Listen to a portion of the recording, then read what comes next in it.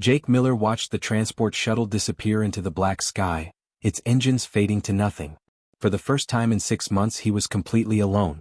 That's exactly what he wanted. The outpost stretched out before him, a massive alien structure that looked like it had been carved from a single piece of dark crystal. Meridian 7's twin moons cast weird shadows across the landing platform, and Jake could feel the isolation settling into his bones like cold water. He picked up his duffel bag and walked toward the entrance. The doors were already open, hanging at odd angles like broken teeth. 50 years.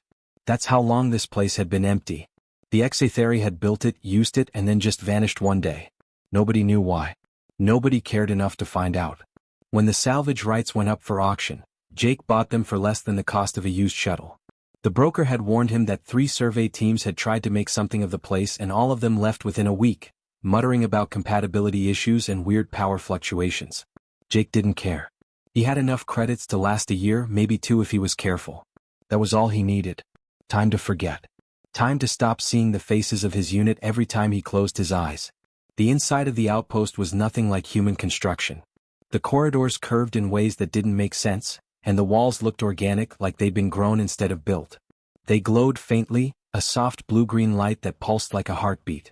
Jake ran his hand along the surface. It was smooth, almost warm to the touch.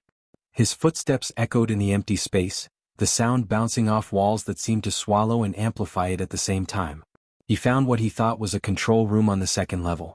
Banks of strange consoles lined the walls, covered in alien symbols that meant nothing to him. But there were power conduits he recognized, energy flow patterns that made sense even if the equipment didn't. Jake dropped his bag and got to work. His military training had taught him how to make anything run, even if it wasn't designed for humans. He pulled out his portable generator, started stripping wires, and began the slow process of bypassing the alien systems. The HFY had built everything to interface with their minds somehow, telepathic connections that humans couldn't replicate. But Jake didn't need to use their systems the way they'd intended. He just needed lights, heat, and breathable air. By the end of the first day he had basic power running to 3 rooms. By the end of the second he'd rigged up a water recycler and gotten the atmospheric processors working well enough to not kill him. It wasn't pretty, but it worked. Human engineering at its finest. Duct tape, determination, and a complete disregard for the manufacturer's instructions. Jake settled into a routine. Wake up, eat a ration bar, work on repairs, eat another ration bar, sleep. He didn't think about Earth. Didn't think about the war. Didn't think about the transport that got hit because he'd miscalculated the enemy's position. 17 people. 17 voices that still screamed in his dreams. On the 3rd night, Jake was running a diagnostic on the main power grid when something caught his eye. The readout showed energy flowing to the lower levels, steady and consistent. That shouldn't be possible. According to the surveys, the lower sections had been completely shut down, their systems dead for decades. He pulled up the station schematic on his tablet, cross-referencing it with the power readings. The numbers didn't lie. Something down there was drawing power. A lot of it. Jake stared at the screen for a long time. Every instinct told him to ignore it. He'd come here to be alone, not to go poking around in sealed alien facilities looking for trouble. But curiosity was a hard thing to kill, especially for an engineer. What could still be running after 50 years? What had the HFY left behind that needed that much power? He grabbed his toolkit, a flashlight, and his sidearm. Just in case. The lower levels weren't on any of the accessible maps, but he found a maintenance shaft that led down. The ladder was built for HFY hands, the rungs spaced wrong for human proportions, but Jake managed.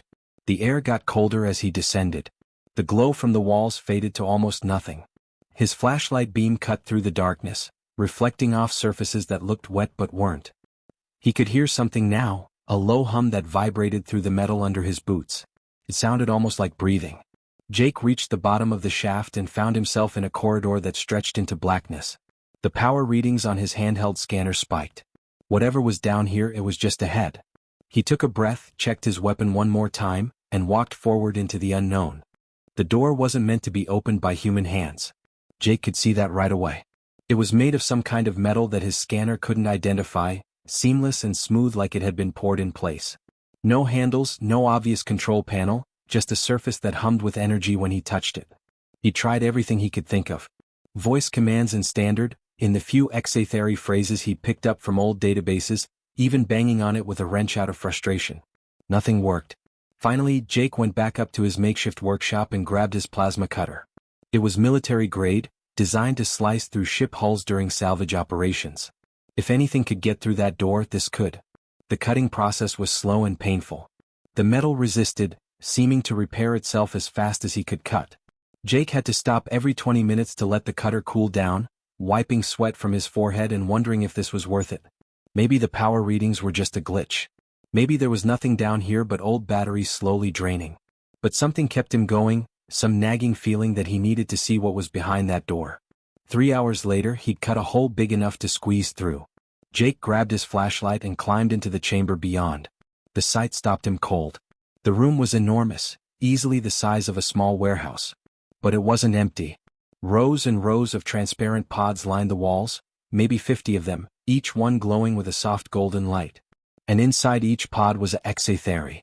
Jake had seen pictures of the alien race before in history files and old news reports. They were tall and thin, with elongated heads and 4 arms that ended in delicate fingers. Their skin was a pale blue-gray, and their eyes were large and dark. But seeing them in person, even sleeping like this, was different. They looked peaceful, almost serene, like they were just taking a nap and might wake up at any moment. Glowing cables ran from each pod to a central hub in the middle of the room, pulsing with light in a steady rhythm. Jake walked closer, his boots echoing in the silence. The air here was different, cleaner somehow, and warmer than the rest of the station. These systems were still active, still working after all these years. A sudden crackle made him jump. His helmet comm came alive with static, then a voice broke through.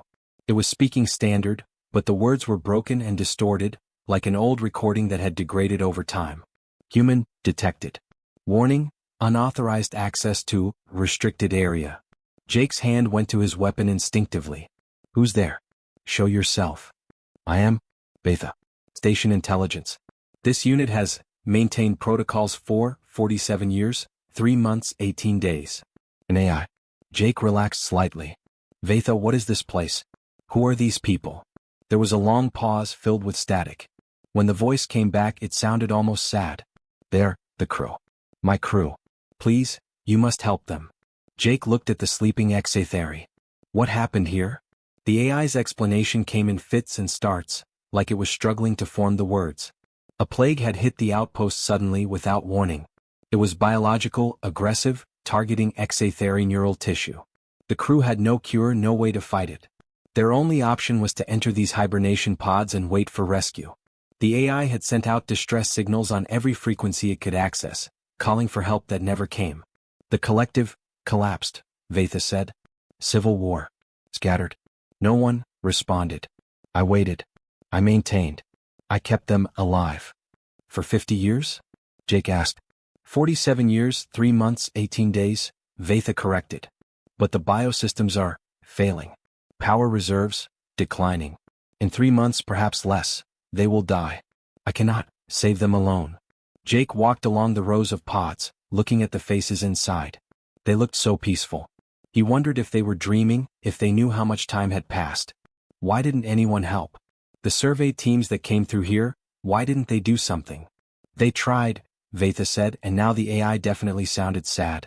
HFY systems require telepathic interface, neural connection. No other species compatible. They examined. They studied. They said, impossible. They left. Jake stood there for a long moment, staring at the sleeping aliens. This wasn't his problem. He'd come here to hide, to be alone, to forget about the people he'd failed to save. These weren't even his species. They were strangers, aliens from a civilization that had nothing to do with him. The smart thing, the logical thing, would be to seal this chamber back up and pretend he'd never found it. Let them sleep. Let nature take its course. But he'd already run away once. Left Earth because he couldn't face what he'd done. 17 people died because of his mistake, and he'd spent 6 months trying to forget their faces. Now here were 47 more people and he had a choice. Run again or stay and try. Jake took a deep breath and looked up at the ceiling where he figured the AI's sensors might be. All right, Vatha, he said. Let's figure this out. Show me everything you've got on these systems. If there's a way to save them, we're going to find it. Jake spent the first week just trying to understand what he was looking at. The HFY systems were completely different from anything humans had built. Where human tech used circuits and processors, there's used living tissue that conducted electricity. Where humans had wires, they had veins. Where humans had computer code, they had something that looked more like DNA sequences. It was beautiful in a way, elegant and efficient, but completely impossible for him to use the way it was designed. The problem was simple. Every control system in the hibernation chamber required a telepathic connection to operate. The HFY would think at their technology and it would respond. Jake couldn't do that. He could stand there thinking really hard at a control panel all day and nothing would happen except a headache. So he did what any human engineer would do. He started ripping things apart to see how they worked. Vaitha did not like this approach. Warning. Warning. Critical system damage detected. The AI announced as Jake disconnected another bundle of bioorganic cables. This unit strongly advises against current course of action. Noted, Jake said, examining the cables under his work light. They were warm, pulsing slightly like they were alive. In a way they probably were. He pulled out his multimeter and started taking readings. Electrical signals, chemical markers, temperature variations. He wrote everything down in his notebook, building a picture of how the system worked one piece at a time. Days blurred together. Jake would work until he couldn't keep his eyes open, sleep for a few hours on the floor of the chamber, then wake up and start again. He built interfaces using salvaged human technology, trying to create a bridge between his equipment and theirs. The first dozen attempts failed completely. The systems would reject his modifications, or worse, they'd accept them and then crash, requiring hours of repair work to get back to square one. But slowly, painfully, he started to make progress. He figured out that he could use pressure sensors to mimic the telepathic commands. When a HFY thought about adjusting a pod's temperature, their brain created specific electrical patterns. Jake built a physical button that generated the same patterns. It was clumsy and slow, but it worked.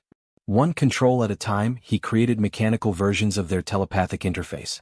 Your methods are inefficient, Vaitha observed one day as Jake soldered together another circuit board. A HFY operator could adjust all pods simultaneously through thought. Your system requires individual manual input for each function.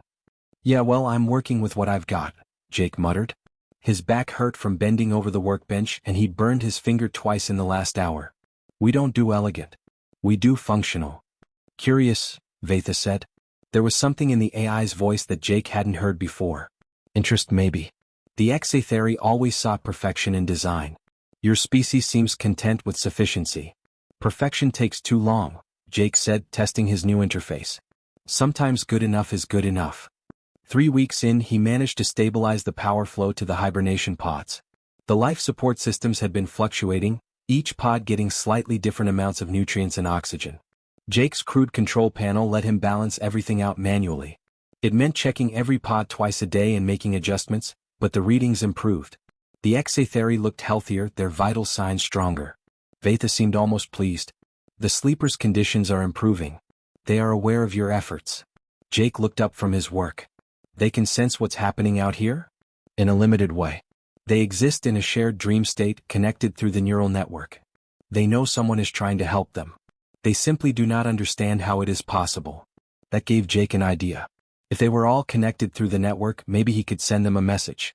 Let them know who he was and what he was trying to do. He spent the next 2 days building a communication interface, another jerry-rigged combination of human and HFY technology that probably violated every engineering principle both species had ever developed. When he finally activated it, the connection was rough in one way, but it worked. Jake could send basic signals into their shared dream. He couldn't hear their thoughts or communicate back and forth, but he could let them know he was there. This is Jake Miller, he said into the microphone he'd rigged up. I'm human. I know that probably doesn't mean much to you, but I'm trying to help. Just hang on a little longer. I'll figure this out. He had no idea if they understood, but it felt important to try. The real breakthrough came in week 4. Jake had been studying the bioorganic circuitry, trying to understand how it processed information. He realized it wasn't that different from human neural networks, just built with different materials. He could translate between the two systems using algorithms, converting their biological signals into digital ones his computers could read, then back again. It was sloppy. The translation had delays and errors. But suddenly Jake could read what the HFY systems were saying. He could see diagnostic reports, error logs, system status. And that's when he found the problem he hadn't been looking for. The plague was still active. Jake stared at the data on his screen, feeling his stomach drop. The biosensors were showing traces of the pathogen throughout the station's ventilation system, in the walls, even in the hibernation pods themselves. It was dormant, contained by the stasis fields, but it was still there. The moment he woke the HFY up, the plague would activate again. Everything he'd done, all the repairs and modifications and sleepless nights, it was all pointless. He couldn't save them. Waking them would just kill them slower. Jake sat in the control room for hours, staring at the data on his screen. The plague readings glowed red across every sensor in the station. It was everywhere, dormant but deadly, just waiting for the HFY to wake up so it could finish what it started 50 years ago. He'd worked so hard, spent weeks building interfaces and stabilizing systems, and none of it mattered. The moment those pods opened, the people inside would die. Unless. The idea hit him around 3 in the morning, the kind of idea that only makes sense when you're exhausted and desperate. Human immune systems were different from HFY ones. Humans were survivors, adaptable in ways most species weren't. Their bodies were messy and inefficient, but they could fight off almost anything given enough time. What if his immune system could create antibodies for the plague? What if human biology could solve a problem HFY medicine couldn't? Vatha, he said, can you isolate a sample of the plague? A weak one, diluted enough that it won't kill me instantly? There was a long pause. Jake Miller, this unit must advise against any action that would expose you to the pathogen. The plague is designed to attack neural tissue. While human neurology differs from HFY, exposure would still be extremely dangerous. That's not what I asked. Can you do it or not? Another pause. Yes. But this course of action is inadvisable. The probability of survival is less than 40%. Jake laughed, a dry sound with no humor in it. I've beaten worse odds. He hadn't, but saying it out loud made him feel better. Set it up. I'll need the medical bay prepared and monitoring equipment running. If this works, I'll need to track my immune response every step of the way. If this does not work, you will die. Then I'll die trying to save someone instead of hiding from my past. Sounds like an improvement to me. The preparation took 2 days. Jake set up every monitoring device he could find, human and HFY both, all focused on tracking what would happen to his body once the plague entered his system. He recorded video logs explaining his process, just in case someone else needed to try this after he was gone. He wrote down every calculation, every theory, every desperate hope that this might actually work. When everything was ready, Jake strapped himself into a medical bed and nodded to the ceiling. Okay, Vatha. Do it. The injection felt cold going into his arm. For a few minutes, nothing happened. Jake almost thought maybe the sample was too weak, that nothing would happen at all. Then the fever hit. It wasn't gradual. One moment he was fine, the next his temperature spiked to dangerous levels. His whole body felt like it was on fire. The room started spinning and Jake couldn't tell if his eyes were open or closed. He tried to speak, to tell Vatha he was still conscious, but his tongue wouldn't cooperate. Then things got weird. Colors appeared that shouldn't exist, shades between blue and green and purple that didn't have names. Jake could hear music, impossibly complex melodies that seemed to come from inside his own head. He saw memories that weren't his, flashes of alien faces and places he'd never been. A vast library filled with crystalline books. A celebration with lights that danced through the air. A garden where plants grew in spirals and fractals. Somewhere in the delirium, Jake understood these were HFY memories bleeding through the neural network, fragments of the dreams the sleeping crew were having. The plague had connected him to their system somehow, his fevered brain picking up signals it was never meant to receive. 3 days passed. Jake barely remembered them. Vatha monitored his vital signs constantly, adjusting the medications, keeping his body alive while his immune system fought a war against alien biology. Twice his heart stopped. Twice the AI had to shock him back to life. His temperature hit levels that should have caused brain damage. His body shook with convulsions that nearly broke the restraints holding him down. But humans were stubborn. His immune system, messy and chaotic and inefficient as it was, figured out how to fight back. It created antibodies, adapted defenses, learned how to recognize and destroy the alien pathogen. By the 4th day his fever broke. By the 5th, Jake could open his eyes without the room spinning. By the 6th he could stand up without falling over. You survived, Vatha said, and the AI actually sounded surprised. Your immune system successfully neutralized the pathogen. Remarkable. Jake looked at his hands. They were shaking and he'd lost weight he couldn't afford to lose. But he was alive. And more importantly, his blood now contained exactly what he needed. The next week was a blur of work. Jake extracted samples of his blood, isolating the antibodies his body had created. Using HFY medical technology, he synthesized a treatment, combining human immune responses with their advanced bioengineering. It was another hybrid solution, crude and inelegant, but the tests showed it worked. The treatment could neutralize the plague without harming HFY tissue. He spent days purging the station, running the cure through every ventilation system, every water line, every surface where the plague might be hiding. He filtered the hibernation pods themselves, replacing their fluids with treated versions. The biosensors slowly turned from red to green, section by section, showing clean readings for the first time in 50 years. Finally, Jake stood in front of the first pod, his hand hovering over the wake-up sequence he'd programmed. "Here goes nothing," he muttered and initiated the protocol. The pod's glow intensified, then faded. The HFY inside, a female according to Vaitha's records, stirred. Her 4 eyes opened slowly, unfocused at first, then sharpening. She saw Jake and froze, confusion clear on her alien features. Jake helped her sit up carefully, supporting her with one hand while offering a container of water with the other. "You're safe," he said, keeping his voice calm and steady. "The plague is gone. You're going to be okay." She tried to speak, her mouth moving but no sound came out. Her throat was too dry after decades of sleep. She drank the water slowly, her large eyes never leaving Jake's face. "How?" she finally managed, her voice barely a whisper. Jake smiled, exhausted and relieved and proud all at once. Human stubbornness and really bad ideas that somehow worked. Waking the others took a full week. Jake brought them back one at a time, carefully monitoring each revival to make sure the cure was working. Each HFY woke up confused and disoriented, expecting to see their own people and finding a human instead. Jake got better at explaining the situation, though it never got easier watching their faces when they learned the truth. The HFY woman from the first pod was named Lyra. She'd been the Outpost's chief scientist, and once she recovered enough to walk, she insisted on helping with the other revivals. She moved through the chamber checking on her crew, speaking to them in their own language, holding their hands as they processed what had happened. Jake watched her work and felt a strange sense of relief. He wasn't alone in this anymore.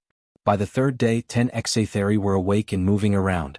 They gathered in small groups, talking quietly, sometimes crying. Jake gave them space, focusing on waking the others. But he noticed they kept looking at him, these quick glances when they thought he wasn't paying attention. He couldn't read alien expressions well, but he knew curiosity when he saw it. Lyra spent hours examining his hybrid medical equipment, running her 4 hands over the crude interfaces and salvaged human technology. "This should not function," she said one afternoon, studying the cure synthesis machine he'd built. "The biological incompatibility alone should prevent any interaction between our systems and yours." Jake shrugged, tightening a loose connection. "Yeah, I get that a lot. But it does work, so maybe your people were thinking about it wrong." She tilted her head, a gesture he'd learned meant she was considering something carefully. "The HFY always sought elegance in our solutions. Perfect integration. Flawless execution. Perhaps we spent so much time seeking perfection that we forgot about adaptation." "Humans aren't elegant," Jake said with a slight smile. "We're survivors. We make do with what we have and figure it out as we go." When all 47 were awake, Jake had to tell them the full story. The HFY collective had collapsed during a civil war that tore their civilization apart. The scattered remnants were spread across different star systems, trying to rebuild. No one had come for the Outpost crew because no one knew they were still alive. The distress signals Vaitha sent had gone unanswered, lost in the chaos of a dying empire. The news hit them hard. Some cried openly. Others just sat in silence, processing the loss of everything they'd known. Jake left them alone to grieve, understanding that feeling all too well. He'd lost his own world in a different way, and he knew no words would make it hurt less. But something unexpected happened over the following days. The HFY started to recover, not just physically but emotionally. They began working on the Outpost, repairing systems and exploring what Jake had built. Lyra organized teams to study his modifications, fascinated by his approach to their technology. Other crew members started teaching Jake about HFY engineering, showing him the elegant solutions he'd been working around. Vaitha broadcasted a message through the scattered HFY networks, telling the story of what happened. A human who bought a salvage station and found a crew in hibernation. A human who spent weeks building impossible interfaces. A human who risked his own life to create a cure when HFY medicine had failed. A human who stayed when his own kind had given up. The response was immediate.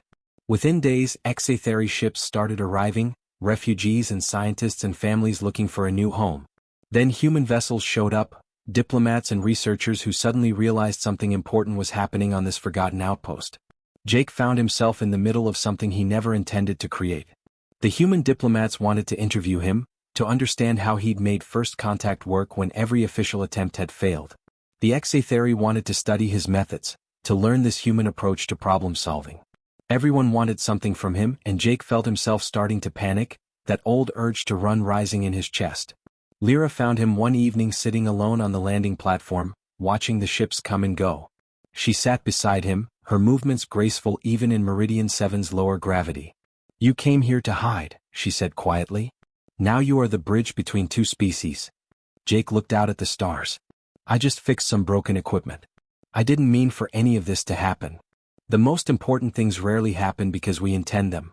She placed one of her hands on his shoulder, a gesture he'd taught her during the revivals. "You fixed much more than equipment, Jake Miller. You fixed us. And perhaps yourself as well."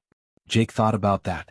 The nightmares about his unit had faded over the past weeks, replaced by memories of HFY waking up, of Lyra's smile when another system came online, of Vaitha's dry observations about his inefficient methods.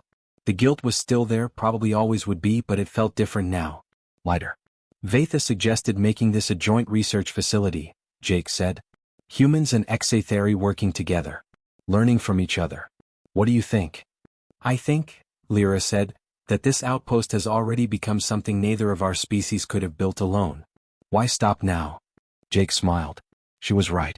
He'd come to this abandoned place to start over, to hide from his failures and forget about the people he couldn't save. Instead, he'd found a reason to stop running. He'd found purpose in saving strangers, connection in building impossible bridges, and maybe, just maybe, forgiveness in giving himself permission to try again. The outpost hummed with activity around them, humans and HFY working side by side, building something new from the ruins of something old. Jake stood up, ready to get back to work. There was still so much to do.